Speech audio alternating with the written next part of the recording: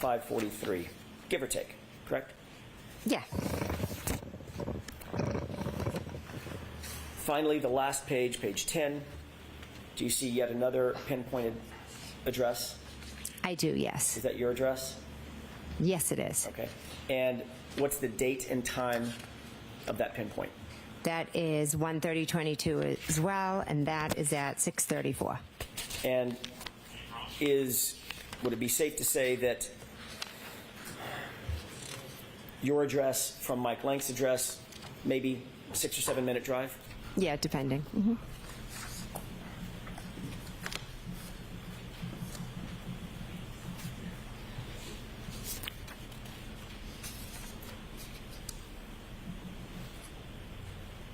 We were talking about what happened when you were at Mike Lank's that evening. By the way, does any of that refresh your recollection about the time that you went to Mike Lank's house? Yes, I knew it was after Meadows and later in the day, yes. So closer to 5:45, 6:30, correct? Yes. This is in January in Boston, is that right? The greater Boston area? Yes. Gets dark really early. Yes. It was a blizzard. The night before, yes. Safe to say that it was dark out. Yeah, I Safe assume. to say it was cold out. Yes. The blizzard was still brewing, correct? I think it had stopped snowing by then. Still freezing cold. Believe so. And your testimony is that you sat outside in a car with Carrie Roberts and Michael Lank's wife for 45 minutes. Yes. You actually, and I'm assuming the car was running? Yes. He had to be on full blast? Yes. You're dressed in winter gear? Yes. Because it's freezing out, correct? Correct. You actually got out of the car and went into the house to go to the restroom at one point. I have a faint memory. I think I did, yes. And the three of you didn't just decide, let's just go in the house? No, we didn't. You actually came out of the restroom, came out of the nice warm house, and fought the cold and got back in the car, according to you, correct? Yes, I went back in the car because Carrie was going to bring me home. You stated on direct examination that, and you stated again today, that you stopped by Michael Lank's house, Sergeant Lank's house, directly from the O'Keefe residence as sort of a, my word, not yours, sort of a pit stop to drop off Carrie Roberts' daughter, correct? Correct. In point of fact, you actually drove from your personal residence to Michael Lank's house as a destination, didn't you? I don't remember that. This is what this piece of paper says. I remember just leaving Meadows and dropping off Lexi. In point of fact, it wasn't an errand, it wasn't to drop anybody off. It was a destination that you went to from your house to Sergeant Lank's house on January 30th, 2022, wasn't it? No, we went to drop off Lexi. Was Lexi at your house? She was with us at Meadows, and then we went to drop her off. Right. She was never with you at your house, was she? I don't remember going to my house. So if she wasn't with you at your house, there would be no reason to drop the child off from your house to Michael Lank's house, correct? Lexi was in the car with us, and we dropped her off at Michael Lank's. That's why we went to Officer Lank's house, yes.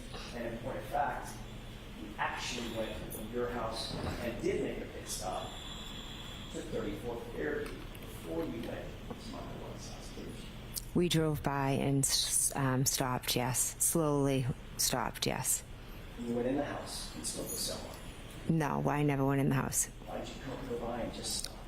I think Carrie and I just went by to take a look at it. We were still trying to figure everything out.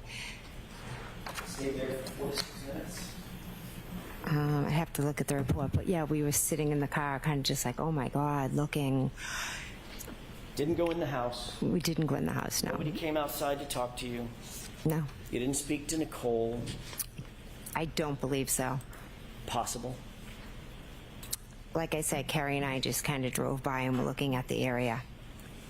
And that's before you went to Michael Lank's house, correct? That was on the way to Michael Lank's. So in point of fact, you didn't go directly from One Meadows to Michael Lank's house.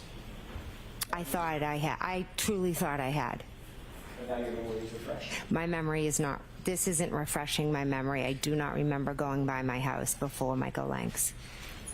Do you remember testifying a year ago that, well, let me ask it this way. Do you remember denying a year ago that you ever even stopped by 34 Fairview? I don't remember that now. Would it refresh your recollection to take a look at your prior testimony? Sure.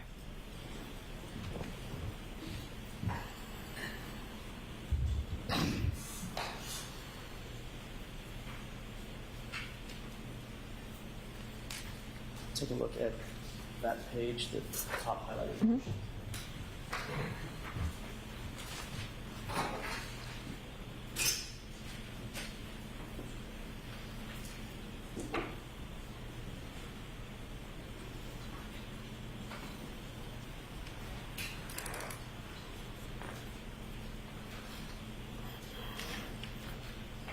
May I? Yes. Thank you. Thank you. On May 21st of last year, you were asked about this very thing in a prior proceeding, correct? Correct. At that time, you denied altogether ever going by 34 Fairview, correct? No, I believe the paper says I never stopped by, but we drove by. And now you're saying that you did stop.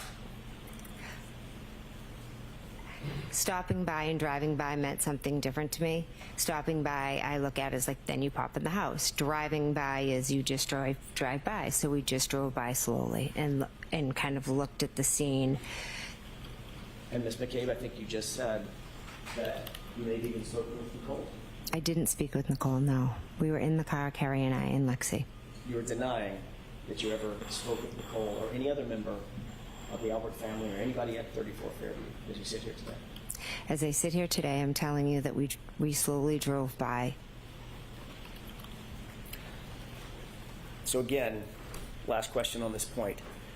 You did not, you now admit, drive from One Meadows over to Michael Lank's house directly to drop off Carrie's daughter. My memory is we did drive from One Meadows. I know what this piece of paper says. I'm telling you that just my memory is we left Meadows and went down Fairview and then went to Michael Lank's. But this paper is saying we stopped at my house first. I don't remember that. But again, I was in shock. Sorry. So a lot of things from that day are foggy. Certain things, certain details I may have forgotten. And all of your testimony over the last several days is based on that memory that you just described to these jurors, correct? There are certain things I'll never forget, correct? He's exhausted with her. You heard that sigh. I'm going to ask you a couple of questions. You may, depending upon your answer, depending upon what you just answered, you may or may not remember. But let's see. Okay.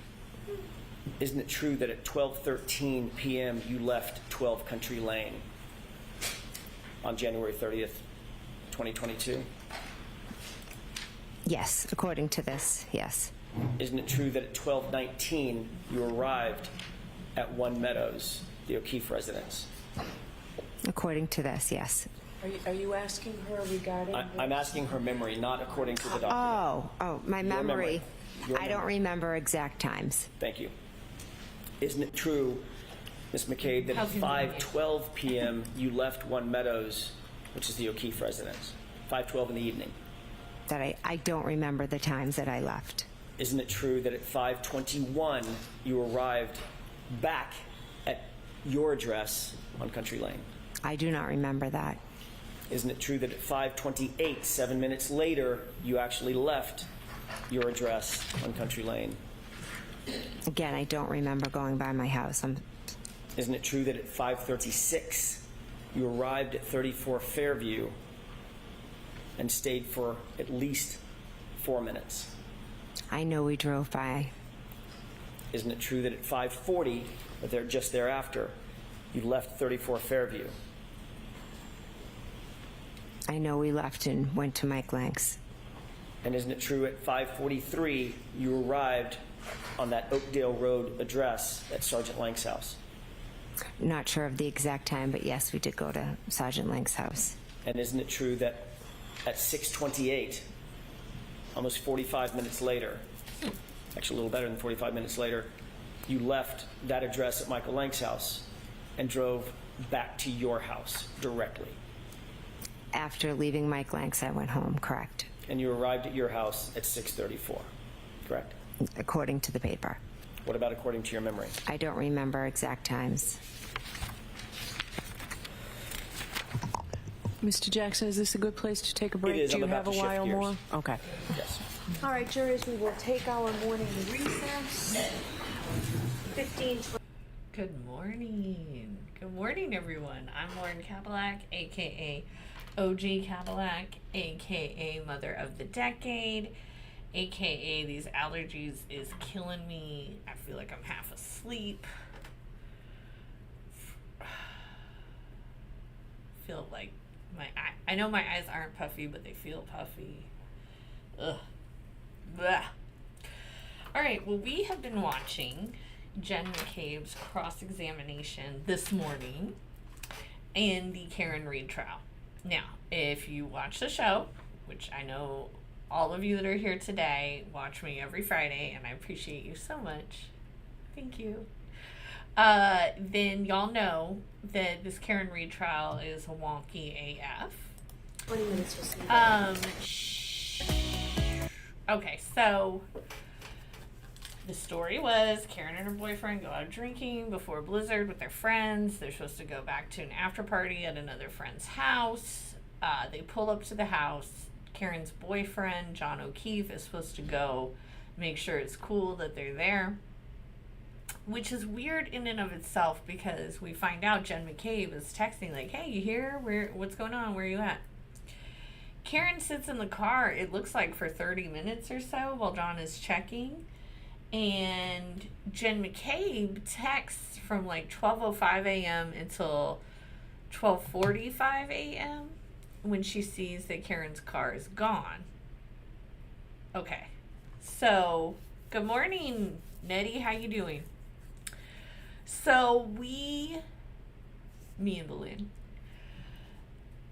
if you recall, John was found with a bunch of like scratches and cuts on his arm. He had 2 black eyes. The back of his head was split open. So what Belinda and I believe is that John used a side door that is near the entry to the basement. Actually, we found. I'm not sure exactly the layout of this house exactly. But, hold on, where is it? Canton.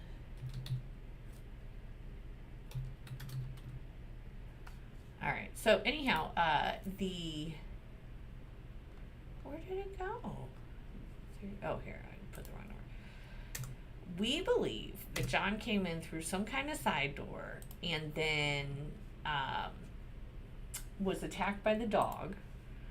Probably fell down the basement stairs. I'm guessing they found him around 1 a.m. because that's kind of the time that everyone quit texting. Here's what I don't understand. Jen McCabe said she saw Karen's car in the driveway, right? Karen is sitting out there waiting to see if it's kosher.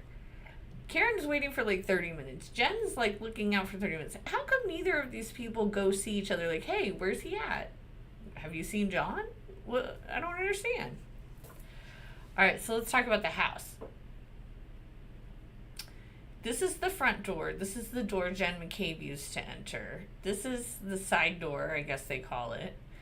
This is a door that goes into the 2-car garage. All right, those are your front doors. This is the front door that those little stairs led up to. And of course you see the upstairs is there. I think this is the TV room they talked about that's connected to the kitchen. Yep, there's a big old TV. And here is a deck, I think, that comes off of the kitchen. But you can see there's, well, no, that's windows. There, that looks like an entry to the attic to me. And I think there's a door right here. I'm sorry, the basement. We don't have basements in Texas, so. Okay, so the sliding door is, or no, I'm sorry, this is a bay window, then there's a door here into the kitchen. This is which is in the back. Okay, this is the laundry room, which I actually like. The only thing that's missing is like a hanging rod. The ceilings are so low in this house, it's incredible to me. This is very not Texas architecture. All right, now this is the basement, okay? This is one of the rooms in the basement. You can tell by these windows. This is a workout room that's in the basement. This is the backyard. Okay, so here, this is part of the kitchen, and this is the door that is near the kitchen. Okay. It's a nice yard, man. Pool is beautiful. All right, here we go. Floor 1 is the basement. Floor 2 is the first floor. And floor 3 is the upstairs. So floor 3 we can just totally ignore. Okay. Dude walked. Okay. Jen McCabe came in here and was either sitting at this table or this table. Now, it appears that your front door is here, and it does appear the stairs may go down to the basement, although it didn't look that way in the photos. So if he walked in through this front door and the dog jumped on him and attacked him and knocked him down the stairs, he could have potentially run into this little area. Okay. Well, Nettie, we don't know that he fell down the stairs. This is just a theory that Belinda and I have come up with. I'm thinking he fell down the stairs. They find him, I don't know, a while later. They knew their dog was aggressive. They knew their dog was violent. They knew this would get him in trouble. And so they said, fuck, let's, drag him outside or whatever it is. Now, they could have, if they found him here, they could have taken him up the stairs, which would have put you here, and then taken him out the back and around. And I would think they would do that as opposed to the front, because the front, as you saw in the first photo, is really obvious to the street. So you wouldn't want to be dragging a body around here, but I could see you taking it up and around over to the flagpole over here. I just don't know. I just feel like if you're a bunch of cops and you know that it was like the dog's fault, like why not just call your homeboys and let them know what happened? Like why do all the dragging of the body and such? It doesn't make sense. Okay, see, here's the front. So there's the stairs. The basement's down here. Then when you get into here, you have stairs up, and I'm guessing you have stairs down. Now they could have come around this way, because his body was found over near these trees. Hold on.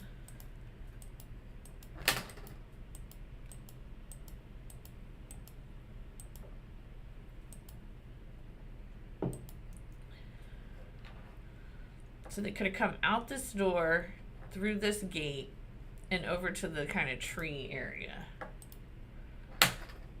That way. And honestly, it looks like there's a bunch of tree line they could have probably, let me see.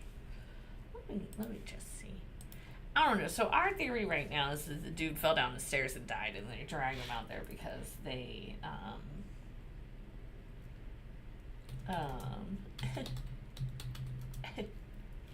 cause I don't know. I don't understand. Like none of it makes any sense.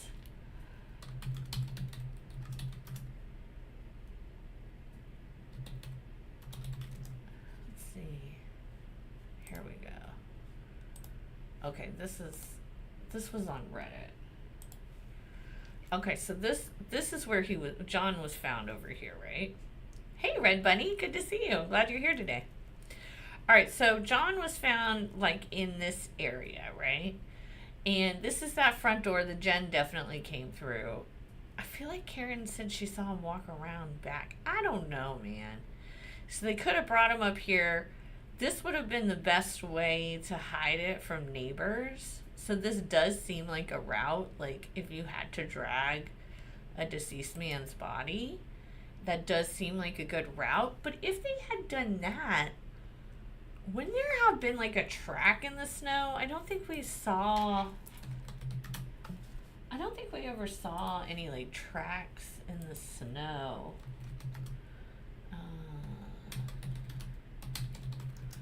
Let's see.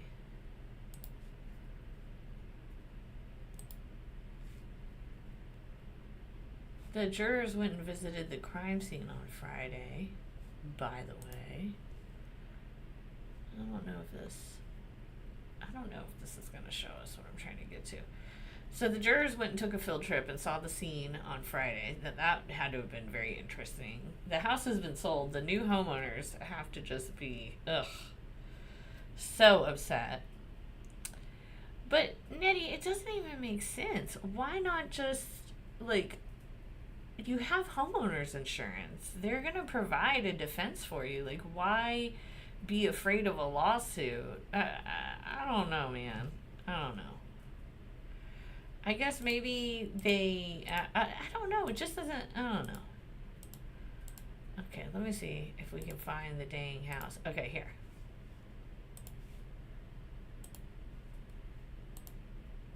Oh, no. I don't hear any sounds, so don't yell at me about the sound. It's not me. Okay, that doesn't show us. Well, I just kind of think, like,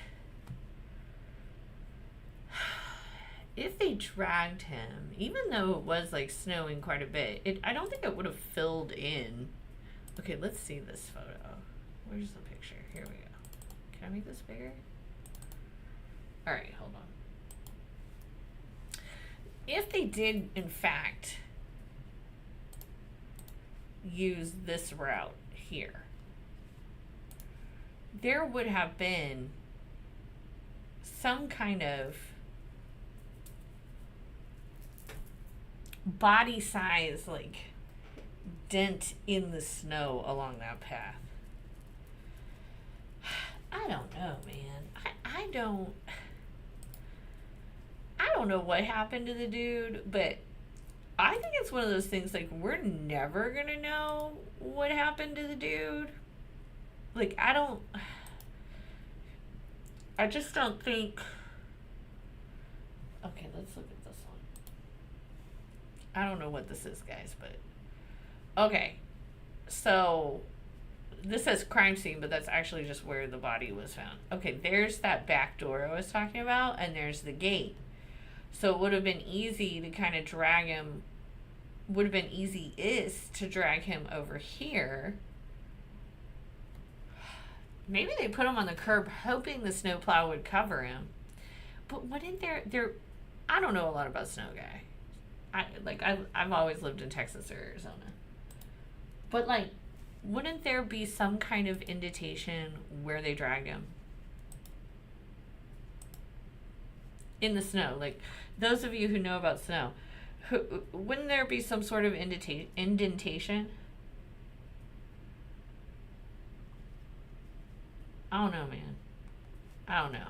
I don't know how they can prove anyone did anything, except that they definitely have already proven that Karen herself was drunk driving.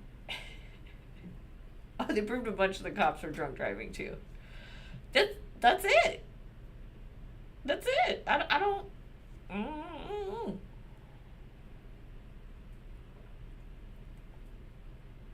All right, well, they're on their morning break. Jen McCabe was all day cross-examined yesterday. Her stories change, like, within one or two questions.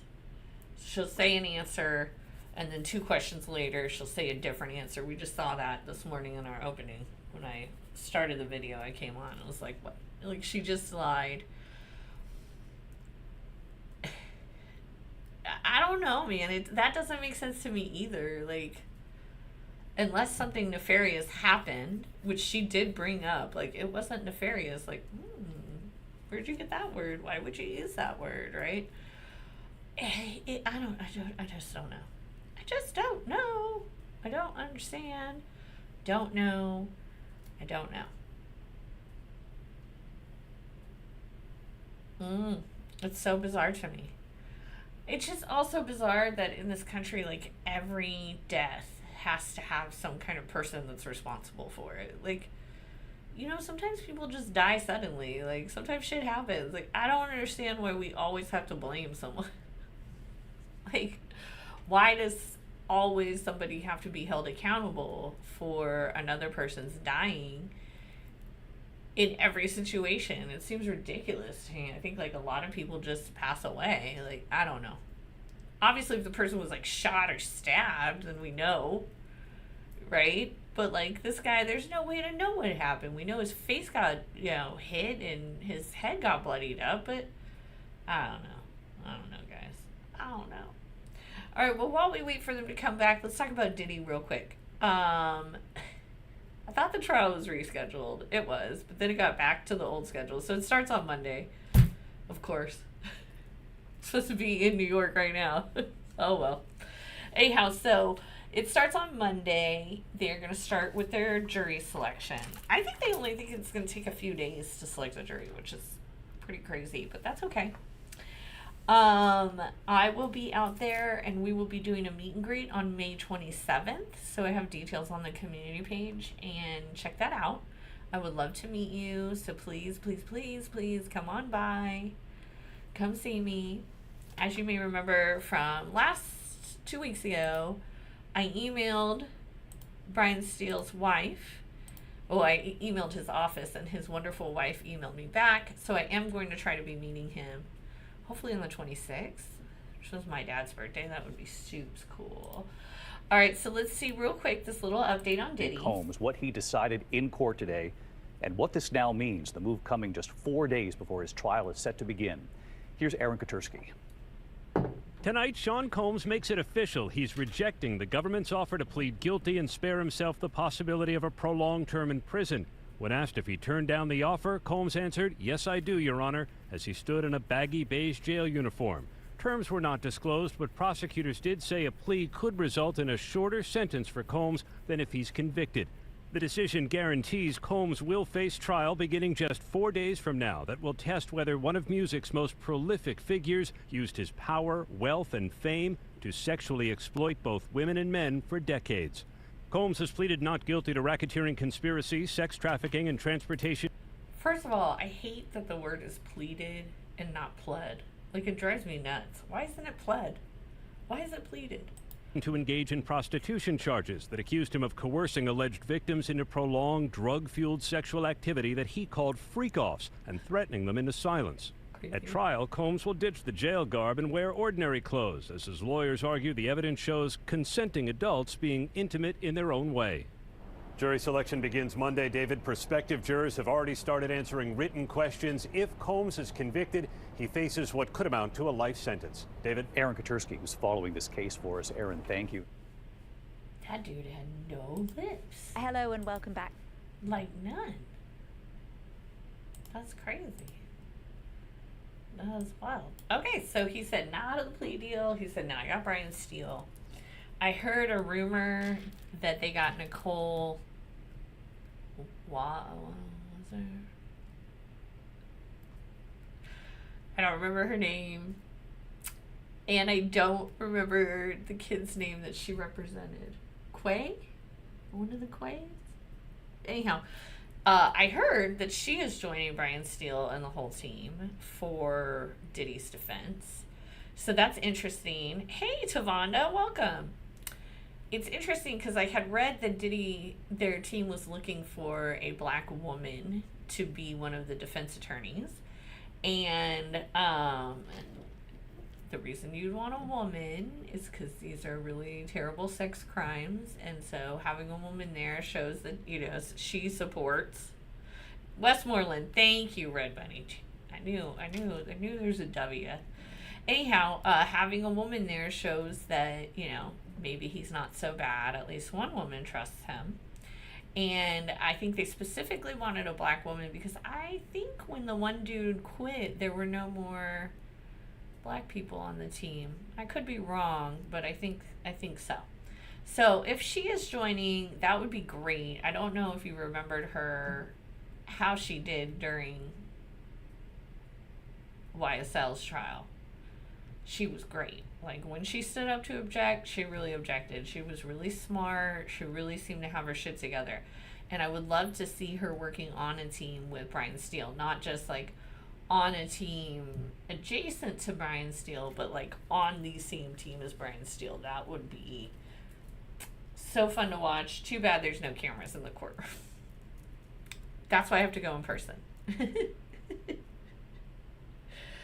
Ah, that sucks. I can't watch them all day. Dang. That would have been so good, guys. Like, Brian and Nicole, just the two of them, would have been like, so fun to watch. It's okay. We'll survive. Yeah, so that's what we're waiting for. Excellence in the courtroom.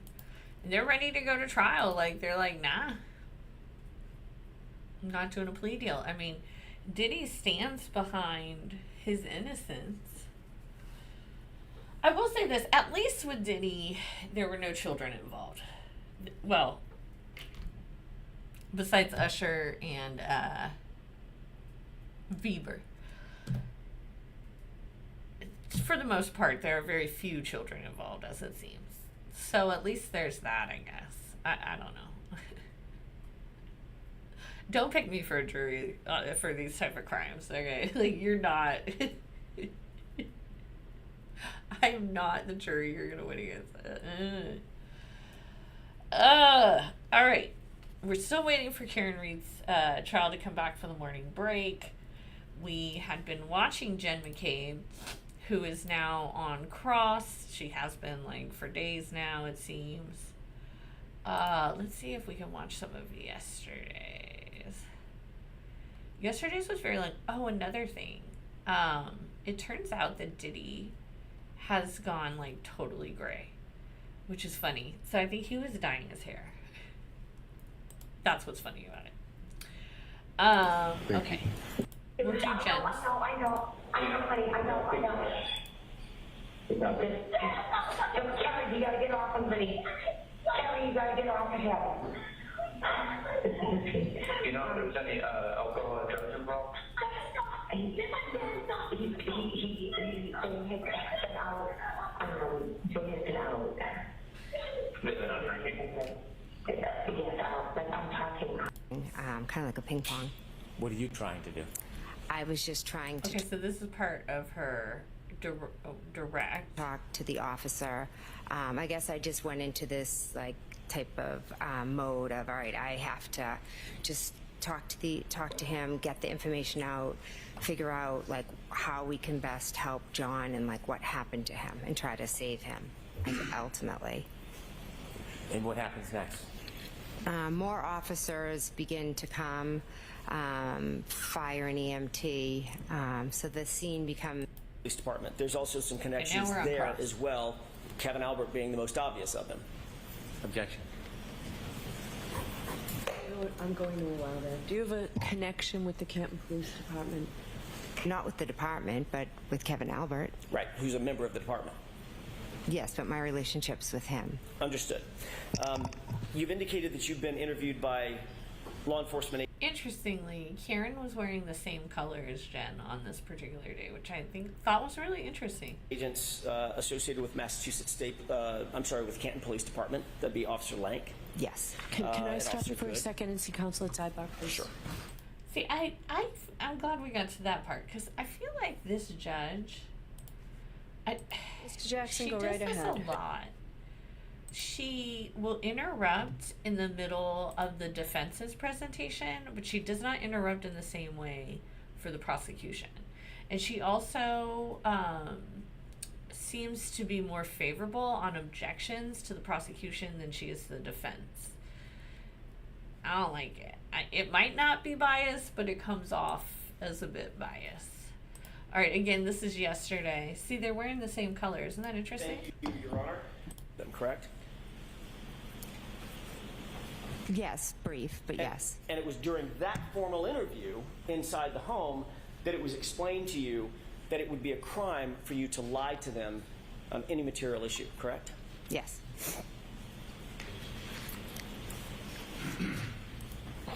During the course of your interview, your husband, Matt McCabe, came home. Is that right? Yes. As these law enforcement agents continue to question you, as law enforcement officers continue to question you at some point, you inform them that you did not feel comfortable with any further questioning and you suspended the interview, correct? Yes. Before leaving, however, those same law enforcement officers asked you if you had contacted anyone in those 10 minutes when you indicated, I need 10 minutes to get ready, between the time they called you and the time that they showed up and came inside your house, correct? Yes. You told them that you had contacted your husband, Matt McCabe, Yes. which is why he came home, right? Yes. And you told them that you had called Carrie Roberts before they interviewed you, correct? At that moment. I'm not 100% sure, but if you have it, I'll. It seems like something I would do, but if you have it, could show me. Absolutely. I feel like she's sure.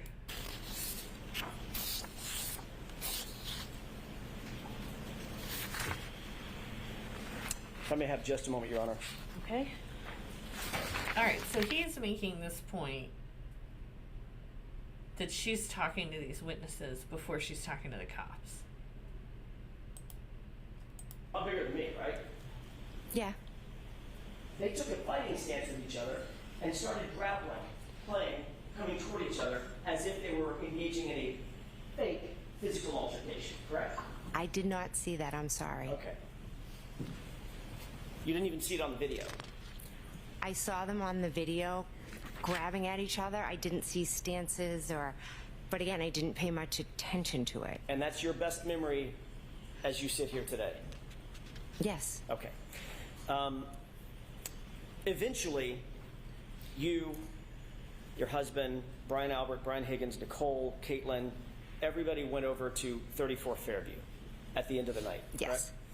The bar closed at, I'm guessing, midnight. Okay. Is that right? I think we were wrapping up around then. I don't know what time it actually closes.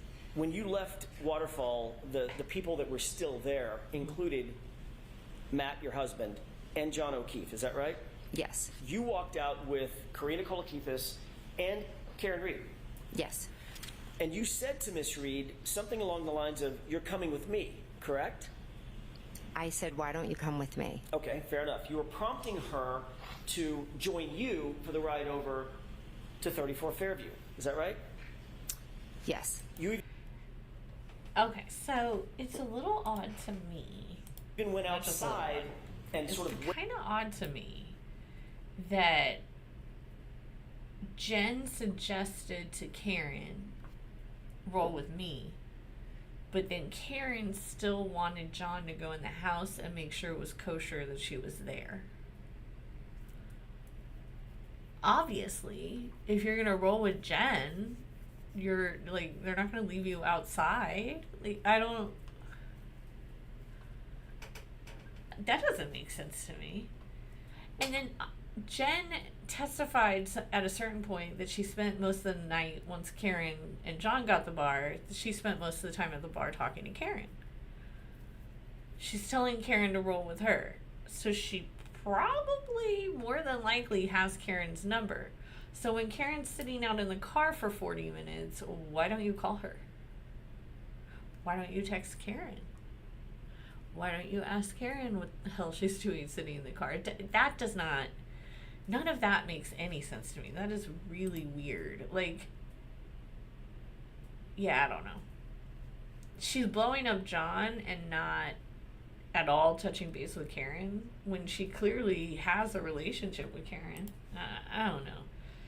I don't know that Jen McCabe did anything necessarily, but she's like, there's something going on, man. I don't know. All right, we're gonna fast forward and go a little.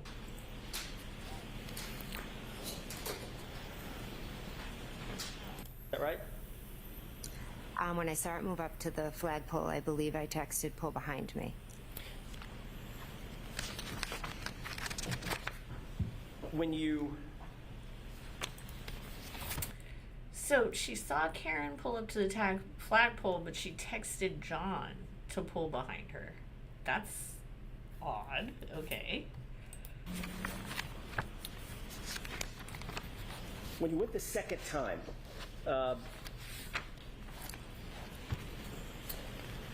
and by the way, it's my mistake. I got the, I jumped over one. It was 12:31:47, which we stipulated to pull behind me.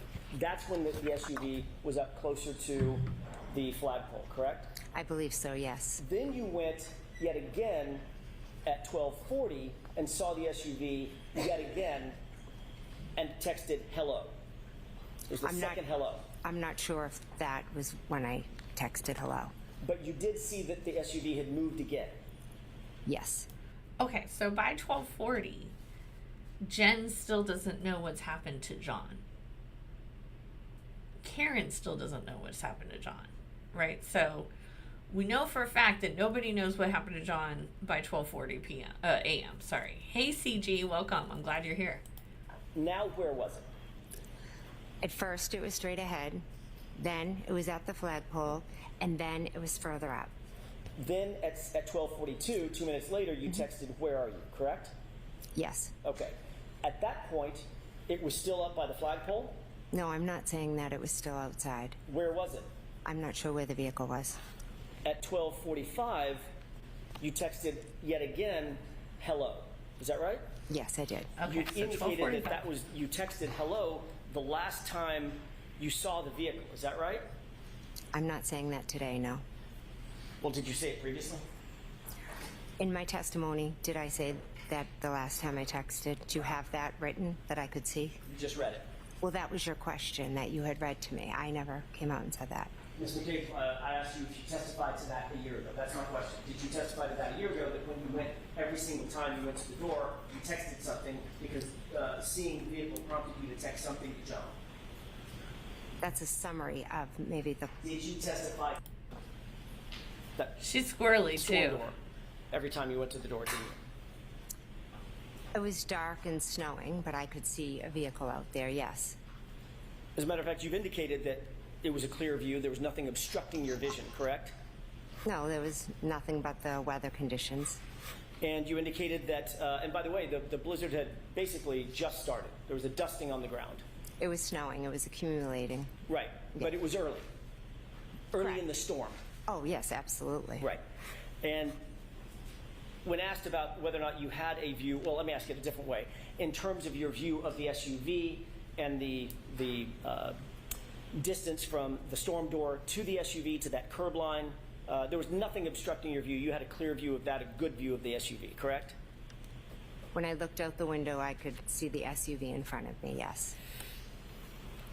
At no time during any of this interaction with the door, meaning going back and forth through the storm door, texting, looking outside, seeing the SUV in position 1, seeing the SUV in position 2, seeing the SUV in position 3, at no time did you hear any noise that was unusual, did you? No, I didn't. You didn't hear any screaming? No. You didn't hear any yelling? No. No. Directly toward that flagpole, correct? Directly. I was looking at the vehicle. Directly toward the flagpole, Ms. McCabe. I was looking in the direction of the flagpole. Right. At the vehicle, yes. Right. And you saw no body in the snow, did you? I didn't look for a body in the snow. I didn't ask you if you looked for one. You weren't looking for tire tracks either, were you? But you saw those. I did see those, yes. And you did not see a body in the snow. No, I did not. John O'Keefe, 6'2", 216 pounds, brawny guy, big boy, right? I don't think I'd refer to him as a big boy, but he was tall, yes. All right. You certainly didn't see him. Well, I wouldn't say he was a big boy. Okay. So his point there is like, hey, you were looking out at the flagpole at 12:45 and you didn't see a body. Nobody did because it wasn't out there at 12:45.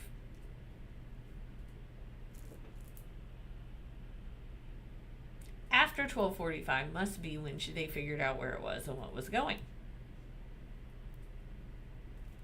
That's it. It must have been after 12:45. I can't remember what time they said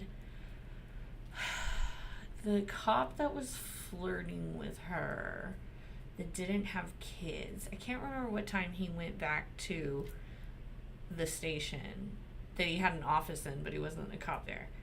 And he went and did some stuff at like 1 something or something. It was a very odd time.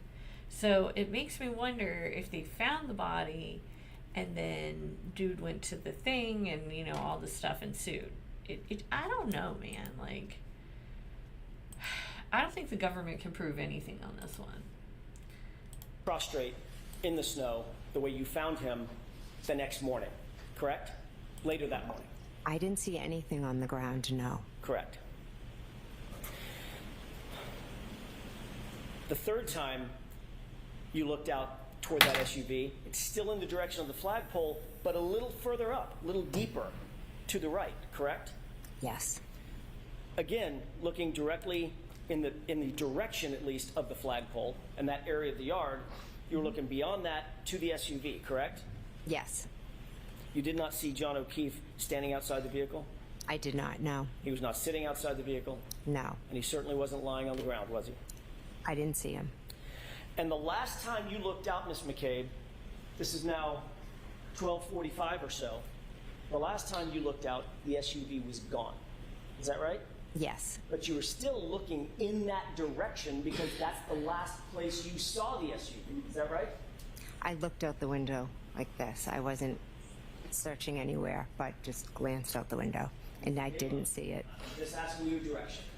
Not whether or not you were searching. I know you didn't send out a search party. That's not my question. My question is, were you looking toward the area where you last saw the SUV around 12:45 a.m.? Yes. That would be directly across the lawn, directly past the... Is there a reason, Ms. McCabe, that you might wish to improve your testimony this year than last year, over last year, with regard to the distance that you could see Ms. Reed engaged with Mr. O'Keefe? No. So you just went over how Are you she's trying gone to over all suggest her old or testimony improve your with the testimony government to suggest that you had no idea that there was a body there and nobody reasonably could have even seen a body there as you drove up? Objection. Is that what you're trying to say, Ms. Reed? Ms. McCabe. Okay. Can you repeat the question, please? Oh my gosh. Sure. I'll give it a shot. A year ago, correct? Yes, I reviewed it. Have you reviewed it in preparation for your testimony today? No, I haven't. Yesterday. Ms. McCabe, turn to the page or pages in that transcript where you recount to the grand jurors that my client said, I hit him, I hit him, I hit him. This is over 227 pages. Take your time. How long did you say it was, Ms. McCabe? 227? I'm not going to let her read 227 pages. You reviewed it before, haven't you? I reviewed it a year ago, yes. You read the whole thing cover to cover, didn't you? I skimmed through it. One of the most important points in your testimony yesterday and today is recounting these jurors the phrase, I hit him, I hit him, I hit him. Is that right? Objection. To the form of that, I'm sustaining it. Was it important to you to tell these jurors that you heard my client say, I hit him 3 times? I answered the questions, and I'm telling the jurors what I know. Was it important to you before testifying today that you recounted? So the last trial, all of the paramedics and stuff, they don't remember her saying, I hit him, I hit him, I hit him. They don't remember that. And now, all of a sudden, everyone remembers it. I think she was screaming, did I hit him? Did I hit him? That's what I think she was screaming. Ooh. The other lights turned on. Ooh. Ooh. Wow, they still aren't back from their morning break. Okay, well, this case is a shit show, man. It's just, our government is so wasteful, y'all.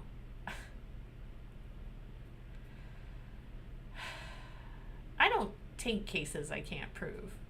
I'll defend a case, you know, because defense is different. You don't really have to prove anything. But I'm not taking a case that I cannot prove, period. Like, I'm not doing it. And my burden is lower. I do civil, so my burden is like preponderance, more likely than not. And it's not even preponderance, it's more likely than not. Theirs is beyond a reasonable doubt.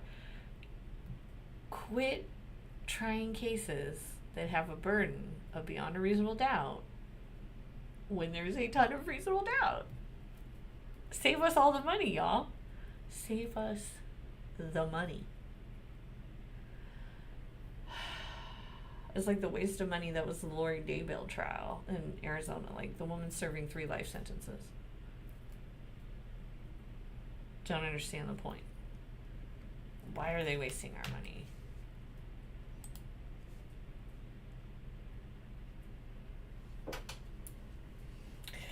Alright, guys.